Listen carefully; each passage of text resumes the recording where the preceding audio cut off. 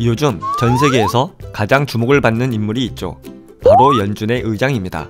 이 사람이 방송에 나올 때마다 세계 경제가 촉각을 곤두세우고 있죠. 미국 대통령보다 관심이 집중된 이 사람은 무엇을 하는 사람일까요? 그리고 연준은 무엇이길래 국내 경제 뉴스에서 빠지지 않고 등장하는 걸까요?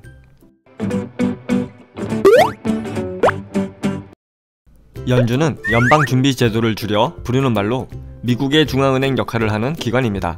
그런데 중앙은행이면 은행이라고 해야지 왜 준비제도라고 하는 걸까요? 여기에는 미국이란 나라만의 독특한 사연이 있습니다. 미국은 50개의 정부가 모인 국가이기 때문에 강력한 힘을 가진 중앙은행을 연방정부 아래 두기가 어려웠습니다. 게다가 미국이 탄생하고 오랜 기간 동안 연방정부는 미국의 경제를 직접 통제하지 않았습니다. 경제는 그저 놔두면 알아서 잘 굴러간다고 생각했기 때문이죠. 심지어 어떤 때는 정부보다 은행의 힘이 더 컸던 적도 있었습니다. 그래서 더더욱 중앙은행이 만들어지기 어려웠죠.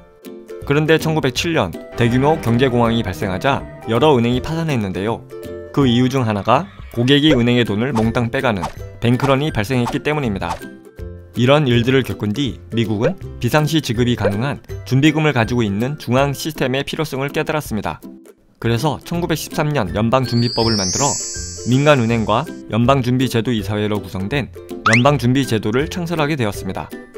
쉽게 말하면 미국 연방정부가 만들었고 유사시 지급할 준비금이 있고 은행과 기관이 합쳐진 법인 형태의 단체이기 때문에 연방준비제도란 이름이 만들어진 것입니다. 그런데 국영이 아니라 민간기업이라고 하면 제 맘대로 운영될 수도 있지 않을까요? 하지만 그렇지 않습니다. 연방준비제도이사회의 이사는 대통령이 임명하고 매년 연방의회의 철저한 감사를 받기 때문입니다. 사실상 정부가 통제하고 있다고 할 수 있습니다. 그럼 연준은 어떤 일을 할까요? 가장 중요한 일은 역시 미국 달러를 발행하는 것인데요.